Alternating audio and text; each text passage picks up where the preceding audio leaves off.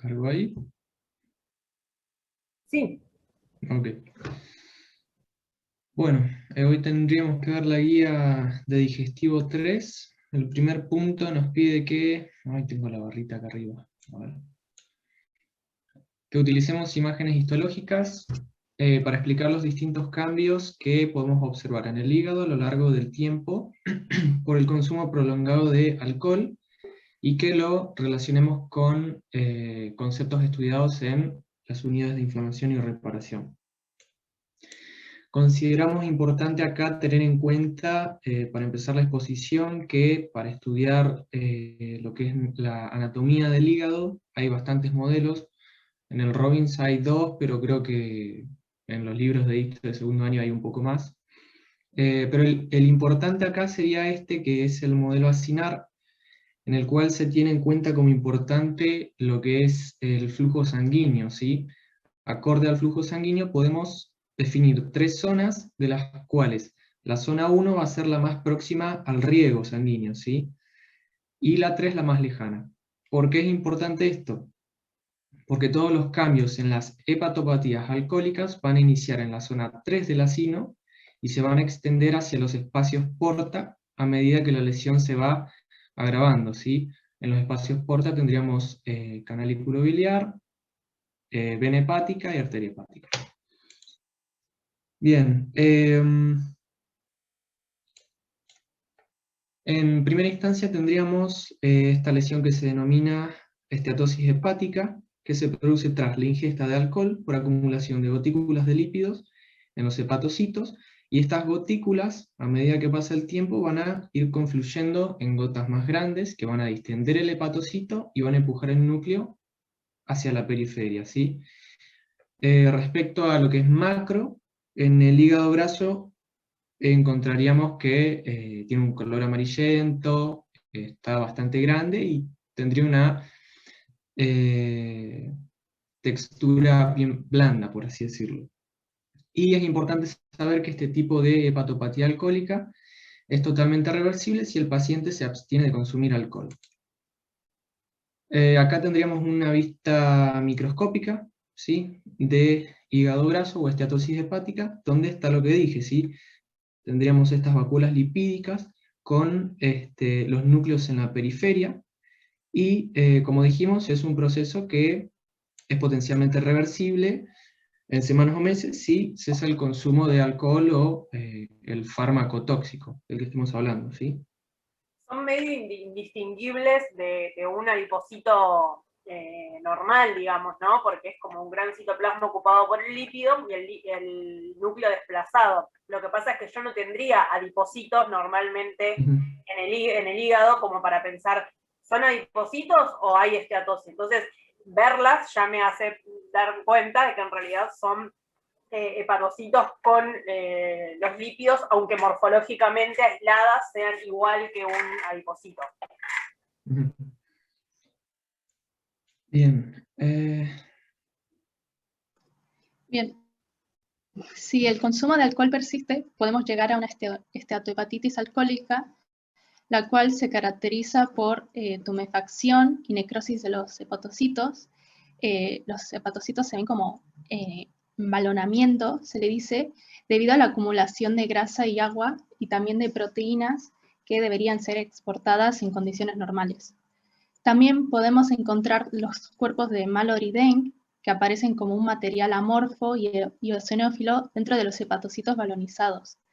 Estos cuerpos están constituidos por fibras de filamentos intermedios, tales como queratina 8 y 18, que forman complejos con otras proteínas como la ubiquitina.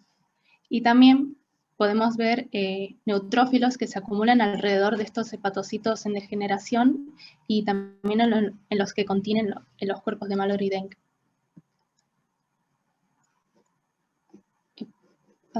En esta imagen se ven mayor aumento los cuerpos de Mallory-Denk con este aumento de la eosinofilia. ¿Pasa?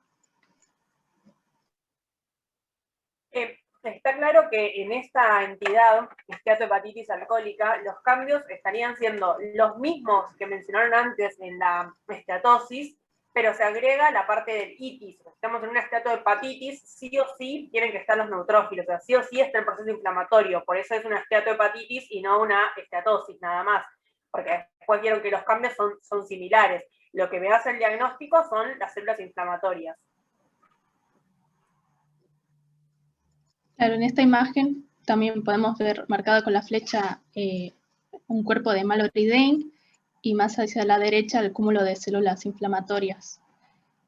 En la otra imagen, lo mismo, con las puntas de flechas, se marcan los hepatocitos balonizados y en el recuadro se observa la tinción inmunohistoquímica para ver las creatinas 8 y 18 en color marrón. Bien, después de la esteatopatitis alcohólica continúa la esteatofibrosis alcohólica, que se da ya los intentos de cicatrización, que es lo más característico de esta etapa. En ese momento todos los factores de crecimiento, las citocinas, principalmente las especies reactivas de oxígenos que se dan por el proceso inflamatorio previamente, inducen un cambio fenotípico en las células estrelladas a miofibroblastos y comienza la secreción de colágeno y los intentos de reparación.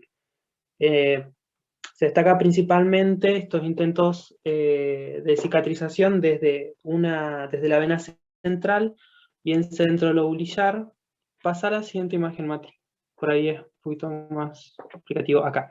Se ve la vena central, que es, o sea, la esclerosis de la vena central, y luego se produce toda la cicatrización perisinusoidal en los espacios de ICA alrededor de los hepatocitos. Y se produce todo este entramado característico de esta etapa de la esteatofibrosis alcohólica, que se denomina como un alambre en gallinero, puesto que empieza a rodear a cada uno de los hepatocitos y también en los cúmulos. Lo que siempre tenemos que recordar es que los procesos de cicatrización se dan desde la región centrolobulillar hacia afuera del lobulillo hepático. Y macroscópicamente en esta etapa el hígado es principalmente pardo amarillento graso, con un poco de aumento de tamaño, y con el tiempo empieza a hacerse un poco más pardo y retraído, pero de forma no graso, después como vamos a ver en los intentos en la cirrosis. Bueno, cuando esta lesión hepática continúa en el tiempo, se puede llegar al caso de una cirrosis que va a afectar... Fiorella, te escucho muy bajito, no sé si el resto también. ¿Ahí? Sí, ahí sí. Bueno, cuando esta lesión continúa en el tiempo, se puede llegar a lo que va a ser una cirrosis, que va a ir afectando de forma difusa lo que es todo el hígado, que se va a caracterizar por aparición de nódulos parenquimatosos regenerativos, bandas densas de cicatriz y grados variables de comunicación vascular. Ahí está. En cuanto a la histología de la cirrosis hepática, cuando la lesión entonces continúa en el tiempo, se produce lo que es la estimulación de las células estrelladas que habitan entre los capilares y los hepatocitos. Estas células van a cambiar su fenotipo y se van a volver miofibroblastos y van a comenzar a producir colágeno. Y de esta manera va a ir aumentando el tejido fibroso del hígado. Ese proceso se va a ir dando principalmente en sectores donde se produce necrosis y hay mucha regeneración hepatocitaria. Y cuando estos depósitos provocan puentes entre los espacios porta y las venas centrolobulillares, generando estos nódulos regenerativos que hablamos recién característicos de la cirrosis, con una circulación anómala sin vena centrolobulillar. La que sigue. Esta microfotografía es un estadio temprano de lo que es la cirrosis, en donde hay un cierto grado de reversibilidad que se puede correlacionar con un hígado cirrótico compensado, en donde el paciente puede llevar un metabolismo compensado y le permite lo que es una vida normal. La otra. Y ya esta es una lesión un poco más descompensada, en donde hay un estadio que es más cercano a una insuficiencia hepática, y bueno, si permanece el infiltrado inflamatorio, es muy probable que la cirrosis sea por una hepatitis crónica. La otra, Mati. Bueno, y esta también es otra imagen en donde ya se ve una distorsión irreversible de lo que es la arquitectura parenquimatosa. Ahí está. Y bueno, eso es cirrosis. Bien, al principio el punto nos pedía que lo relacionemos con los contenidos del primer parcial, lo que es inflamación y reparación, y como importante consideramos que en los estadios iniciales de las hepatopatías alcohólicas las lesiones suelen ser reversibles, como dijimos, por todo lo que mencionamos, ¿sí? Las células están edematosas, se forman vesículas y se condensa la cromatina nuclear. Si el estímulo cesa, que vendría a ser el consumo de alcohol, el parénquima va a recuperar su forma normal, y si el estímulo es excesivo, se va a producir lo que vendría a ser apoptosis o necrosis. Si hablamos de necrosis, el contenido celular se extravasa, induce inflamación del tejido circundante, y en lo que es inflamación, el contenido celular se reconoce como extraño, no tendría que estar ahí, por lo que se van a reclutar y activar leucocitos y proteínas plasmáticas para controlar y concluir esta reacción de inflamación, ¿sí? Por último, ocurre lo que es la reparación, en un intento por restablecer la arquitectura y la función tisular, produciéndose regeneración del tejido, que esto es importante en el hígado, y depósito de tejido conectivo para brindar estabilidad estructural en donde estaba el parénquima que, bueno, hizo necrosis. Bien, muy bien. Hablaron Francisco, Matías y Fiorella, ¿no? Me faltó anotar a alguien más. Y Yaira Fares. Ah, bien, Yaira. Bien. Bien, está... Ah, perdón, iban a leer. ¿Está bien? Sí, es un poco más de... No sé, Fran, si vos querías explicarlo. No, es más o menos un poco más de lo mismo que nos pareció importante. O sea, a continuación, después de la regeneración hepática, si cesan los estímulos, en este como cuentito proceso, la regeneración de los hepatocitos, tenemos que tener en cuenta que siempre se va a dar por replicación mitótica, incluso más allá de que haya años de lesión o de procesos crónicos, porque los hepatocitos se consideran similares a las células madre. De esa manera siguen teniendo su capacidad de replicación. Sin embargo, si los estímulos permanecen y la lesión tisular continúa, se induce, como bien habíamos dicho, ese cambio fenotípico de las células estrelladas a miofibroblastos, aumenta así la producción de colágeno en los espacios de Dicey y se produce la fibrosis. Esos ya serían los intentos de cicatrización y reparación. Después se da lugar a la formación de las cicatrices perisinusoidales, como habíamos dicho, que se empiezan a extender rodeando a cada uno de los hepatocitos y dando ese patrón de alambre en gallinero. Y al final todas estas cicatrices acaban uniéndose, se condensan y forman estos tabiques fibrosos que, como bien había dicho Fiorella, afectan no solo al sinusoide hepático, sino también a la vena central. Pero algo que siempre también tenemos que tener en cuenta es que como la fibrosis es un proceso dinámico de síntesis y absorción de la matriz extracelular por equilibrio de la activación o inhibición de las metaloproteinsinasas, en algunos casos de las cirrosis alcohólicas se pueden observar alguna recuperación de los tejidos dañados si los estímulos cesan, incluso si hay permanencia de los estímulos de forma crónica o es muy seguido en el tiempo. Bien. A ver, ¿pueden entonces alguno de ustedes que explicaron todo esto, contestarle a la compañera que pregunta, profe, ¿en todos los alcohólicos se van a dar estos cambios? Digamos, ¿es un proceso que empieza por esteatosis y termina con cirrosis? Yo sé que en el libro decía que no todos los alcohólicos desarrollaban cirrosis, sino que era un pequeño porcentaje. Bien, ¿y por qué? O sea, justamente, ¿qué hablaron ahí cuando retomaron los conceptos de primer parcial? Y ¿qué pasa con la esteatosis? La esteatosis vendría a ser un proceso reversible, pero hasta cierto punto. O sea, hay que tener en cuenta eso, que hay un punto de stop donde, bueno, a partir de ahí ya no hay vuelta atrás. Lo que sí, profe, le iba a preguntar, yo lo asumí como que era así, pero en el caso de esteatofibrosis alcohólica ya estamos hablando de, no sé si se diría daño avanzado, en la hepatopatía alcohólica, pero tenía esta duda de que podíamos encontrar características tanto de esteatosis como de esteatofibrosis ya en estadios avanzados, como que no es absoluto que haya esta fibrosis, por ejemplo. O sea, también hay esteatosis y la fibrosis. Sí. En realidad sería un escalón más, o sea, a todo lo que ya estaba se suma los cambios que tienen que ver con la fibrosis. Esto lo tienen que pensar como un proceso, que no siempre va a avanzar, que va a estar, los dos determinantes fundamentales para ver si avanza o no, tiene que ver con el consumo de alcohol, no solo si cesa o no cesa, sino también con si incrementan o no las cantidades, si disminuyen, digamos, no es nada más cesar el consumo, sino cuantificar ese consumo, y después con el metabolismo de cada persona. Es decir, no todas las personas que tomen la misma cantidad de alcohol van a desarrollar la misma enfermedad hepática. Entonces, si en todos los alcohólicos se van a dar estos cambios, la respuesta es no.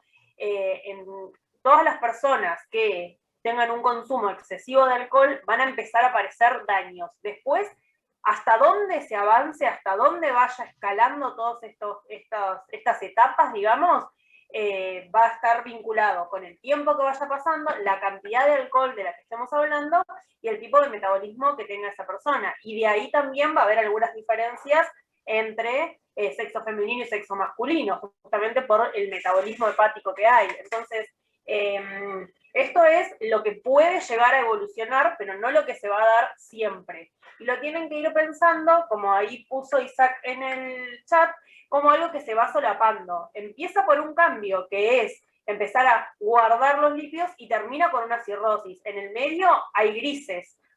Lo que preguntaba recién Matías, vos tenés algo que puede ser una esteatosis, pero ya hay algo de fibrosis, entonces se puede solapar una simple esteatosis con algo de esteatocirrosis, sí, esteatofibrosis, sí, se puede solapar. Entonces, tienen que pensarlo como algo que se puede dar, que esa sería la línea del tiempo, y esto, digamos que sí pasaría si hay un consumo muy elevado, prolongado a lo largo de los años. Claro, me refería si son etapas conectadas, claro, sí que sí, son conectadas y justamente tienen que ver con la imposibilidad de ir dando una respuesta a este estímulo nocivo que es el alcohol. Profe, Sí. pero, o sea, no vas a desarrollar, tipo, a partir de una esteatosis, vas a desarrollar fibrosis, como que se va a ir dando de a poco el cambio, ¿no? No, o sea, necesariamente... Hay mucho miedo con este tema, ¿no es cierto? Puede ser. Mucho consumo de alcohol dando vuelta, mal. Veo más preocupación que cuando vemos neoplasias. Podemos decir, el cáncer de mama es el más frecuente en mujeres, y bueno, no sé, eso es de las más grandes. Sí, no se pasa de uno a otro. Sí o sí vas pasando por los distintos escalones, porque son todas cuestiones de reparación, son todas respuestas. Claro, está ligado al daño celular. O sea, está ligado al daño celular primero y después a los intentos de reparación de ese tejido. O sea, indudablemente una estatosis hepática siempre va a estar posterior a una estatopatitis alcohólica, pero claro, como existen esos tonos de grises. Lo único que podríamos tener así como de entrada es una hepatitis alcohólica por un consumo tóxico de golpe, ¿no es cierto? Entonces ahí sí podríamos tener como inicio eso, que es un consumo muy grande, un metabolismo que no lo puede metabolizar justamente, y entonces tener una situación de hepatitis alcohólica de algo agudo. Pero no es, como dicen en el chat, de un día para el otro que pase. Ah, no, pensé que decía de la noche a la mañana y no, pusieron que mañana entran en abstinencia. Y no creo que justo ahora que empieza el receso la comisión vaya a entrar en abstinencia. Lo veo más probable en fechas perifinales, periparciales, una cosa así. Pero bueno, siembra ahí como un temor. ¿Hay alguna otra pregunta de esto? ¿Queda claro? Además, si lo piensan, tiene mucho que ver con esto que fuimos viendo en el primer parcial, ¿no? Desde algo medio inflamatorio, un cambio adaptativo, como en este caso la estatosis, después aparece fibrosis, cambios de reparación, y finalmente, bueno, esa fibrosis es tal que genera los nódulos característicos de la cirrosis, etcétera, y eso ya no tiene marcha atrás. Y sin lugar a dudas que todo un órgano con mucha fibrosis se va a ver alterada su función normal, porque ese hígado no es que nada más hay fibrosis y ya, sino que repercute en la función normal del hígado. ¿Alguna pregunta de esto? Profe, dos preguntas. Vale. Nada, mi primera pregunta era si la genética puede aportar un poco a la predisposición a, por ejemplo, si ya tenés hígado graso, tenés que tener cuidado mucho más, o de por sí tiene que ver con el consumo del alcohol. No, en este caso tiene que ver con el consumo de alcohol. Después podríamos tener algunas cuestiones metabólicas que favorezcan genéticas a un hígado graso, por ejemplo. Pero acá estamos hablando puntualmente de que el desencadenante sería el consumo de alcohol. Después lo genético ahí vendría de la mano de que depende la genética, el metabolismo de cada persona es distinto, entonces cuán rápido vaya progresando o qué respuesta le puedo ir dando a este estímulo que sería el alcohol es variable entre todos los individuos.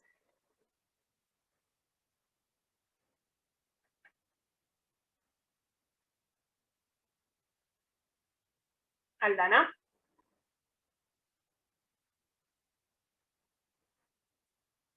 ¿Ibas a hacer 2 preguntas? Bueno, a ver, en el chat, en el libro menciona que hay 3 formas diferenciadas pero superpuestas: hepatopatía alcohólica, esteatosis, de hepatopatía alcohólica, esteatosis, hepatitis alcohólica y cirrosis. Bueno, son los que fueron mencionados. Los chicos también mencionaron esteatosis fibrosa.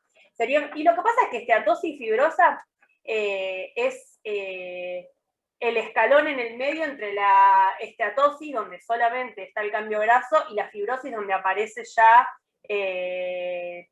esos cambios. Entonces, es un escalón en el medio, sí, lo pueden mencionar o no. Lo que pasa es que muchas veces vos podés tener mucha esteatosis y algo de fibrosis que no te alcanza para hacer el diagnóstico de cirrosis, entonces, bueno, puede ser una esteatosis con un agregado de fibrosis o diagnosticarlo como esteatofibrosis.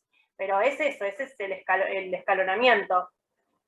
Y en una cirrosis ya algo avanzada se considera el trasplante, y el trasplante sería una solución desde lo teórico, pero en los criterios, digamos, para seleccionar las personas candidatas a trasplante, hay otras entidades patológicas que están primero, digamos, porque, bueno, acá se entiende que hay un estímulo nocivo externo que se supone que podríamos, como salud, abordar antes. O sea, lo ideal sería poder abordar el consumo problemático de alcohol en estadios reversibles y no en una cirrosis que ya tenga una falla hepática fulminante, digamos. Entonces no están en el listado como las primeras causas. La verdad es que es muy poco probable que a alguien por una cirrosis alcohólica le hagan un trasplante hepático, se destina a otras patologías.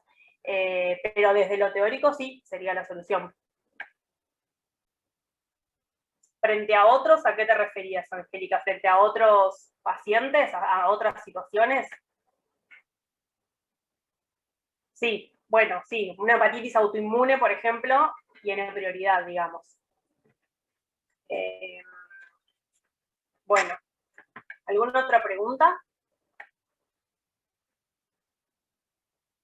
Bien, bueno, pasemos a la segunda. Ya no me acuerdo, me pueden poner en el chat o decirme quién era, así no tengo que subir. ¿Quién es que iba a dar la segunda, el desarrollo de la segunda pregunta?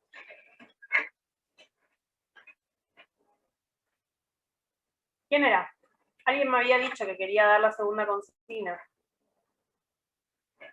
¿Me escuchan? Profe, nosotros habíamos puesto el 3, pero hicimos el punto 2 igual. Ah, nadie había puesto el 2, entonces. Bueno, ¿alguien de las personas que no se anotó para dar el punto 3 o 4 quiere dar el 2?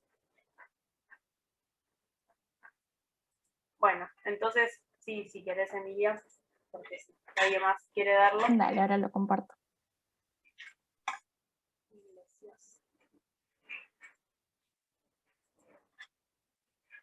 Ahí está.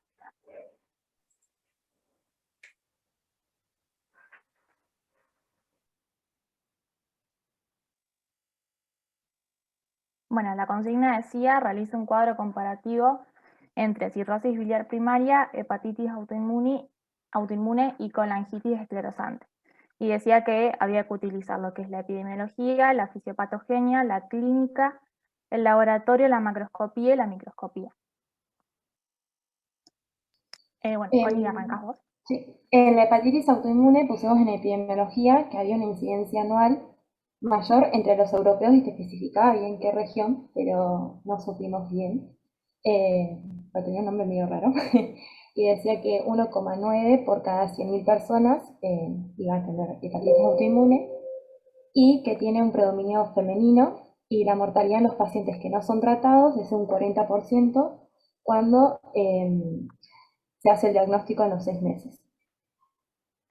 Después, en lo que es la cirrosis biliar primaria, lo que decía es que va a tener mayor incidencia en mujeres de mediana edad y te da una relación 6:1 en lo que son los hombres, o sea, habrían 6 mujeres, cada un hombre, por lo que entendí. Y decía que lo predominante es que se dé entre los 40 y 50 años, pero que se puede dar entre los 20 y los 80. Y después decía que si hay antecedentes familiares de lo que es cirrosis biliar primaria, la persona también va a tener un mayor riesgo de presentarla. Bueno, y en la colangitis esclerosante pusimos que coexiste más que nada con la enfermedad inflamatoria intestinal en el 70% de los pacientes y hay una prevalencia del 4% en sujetos con colitis ulcerosa. Y además suele afectar a pacientes de la tercera a la quinta década de la vida y tiene más que nada predominio en los hombres. Bien, en cuanto a la hepatitis autoinmune, en la fisiopatogenia pusimos que hay también factores ambientales como infecciones víricas o algunos fármacos, y obviamente tenemos la susceptibilidad genética que puede estar asociada al HLA DR3 o DR4, y también puede haber una falla en lo que es la regulación inmune asociada a las células T reguladoras CD4 y CD25. Y decía que se perdía la tolerancia mediada por los linfocitos T, especialmente por los linfocitos T CD4 contra el hepatocito. Y es así como se van a producir los anticuerpos antinucleares, antimusculo liso, antiactina, los antígenos solubles del hígado y otros. Después hablaba que en la etapa inicial se va a producir en una fase de una destrucción del parénquima hepático, en que iba a ser seguido de una cicatrización, y por eso pusimos los rasgos típicos en la actividad con necrosis inflamatoria grave, después un predominio de las células plasmáticas en el infiltrado inflamatorio, y después hablaba sobre rosetas de hepatocitos en zonas de actividad marcada. También hablaba que la enfermedad puede progresar de manera rápida o puede ser de una manera más lenta. Bueno, en cuanto a la cirrosis biliar primaria, la fisiopatogenia, lo que decía el libro es que es un trastorno autoinmunitario que en realidad no se conoce muy bien su patogenia, pero que se cree como, digamos, diferentes causas que todavía no se saben bien, es la expresión excesiva de lo que sería el complejo mayor de histocompatibilidad 2 en células epiteliales de los conductos biliares, acumulación de linfocitos T autorreactivos en los alrededores de las vías biliares y reacciones de anticuerpos antimitocondriales. Y lo que se va a presentar, digamos, es una destrucción inflamatoria no supurada de las vías biliares intrahepáticas de mediano tamaño. Y también eso va a estar acompañado de inflamación portal, cicatrización y posibles casos de cirrosis o insuficiencia hepática. Bueno, y en la fisiopatogenia de la colangitis esclerosante va a haber un trastorno crónico, inflamación inespecífica y estenosis de las vías biliares intra y extrahepáticas. Y existen dos teorías. Una de las teorías es que se cree que deriva de una lesión de las vías biliares de mecanismo inmunitario por la presencia de linfocitos T, más que nada en el estroma periductal, por la plectora de anticuerpos circulantes y por la asociación con colitis ulcerosa. Primero se va a dar un desplazamiento de linfocitos T de la mucosa intestinal al hígado y luego se va a dar un reconocimiento del antígeno del conducto biliar con una reacción cruzada con antígenos intestinales. Y la segunda teoría es que se dice que es como una consecuencia de la reacción cruzada de antígenos de vías biliares con bacterias entéricas o con productos bacterianos. Bien. Antes de que pasen de diapositiva hasta acá, vemos que en cuanto a la fisiopatogenia, en las tres hay una cuestión autoinmune, o sea, fuerte. Incluso en la colangitis, que no se sabe bien, qué sé yo, hay una cuestión de o una reacción cruzada o una respuesta exacerbada. Entonces, son tres entidades en el cual el mecanismo fisiopatogénico es la cuestión autoinmune. ¿Se acuerdan que de entrada uno tiene que pensar frente a cualquier patología si es una patología por lo menos inflamatoria, neoplásica o autoinmune, así como a grandes rasgos? Y en la epidemiología es llamativo que en estas entidades hay mucha incidencia en mujeres, más que en hombres. Por ahí en colonitis esclerosante no tanto, pero sí en hepatitis autoinmunes y en cirrosis biliar primaria.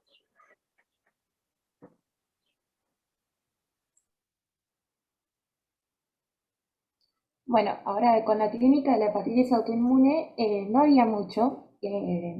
Sabía que se separaban en dos tipos, en el tipo 1 y tipo 2, sobre todo en cuanto está la prevalencia en qué grupo etario, ¿no? Entonces la tipo 1 va a ser más frecuente en aquellos sujetos adultos de mediana edad o adultos mayores y se va a caracterizar por la presencia de los anticuerpos que mencioné anteriormente, los anticuerpos antinucleares, contra la actina de músculo liso, los antimitocondriales y contra el antígeno soluble hepático. Y el tipo 2 se puede ver más que nada en niños y en adolescentes y se va a caracterizar por la presencia de los anticuerpos contra el microsoma 1 hepático renal y contra el citosol 1 hepático. Bueno, después en lo que es la cirrosis biliar primaria, decía que el inicio va a ser insidioso, lo que va a significar es como que es lento y tiene distintos estadios que según lo que leí estaban como marcados, por así decirlo. En el primero lo que va a pasar es que la persona va a estar cansada, con prurito y molestias abdominales. Después lo que se va a ver son xantelomasas palpebrales, que busqué y son como manchas, por lo que entendí en el párpado, en la parte interna de lo que es el ojo. Y bueno, también pigmentación cutánea por el depósito de melanina, esteatorrea, osteomal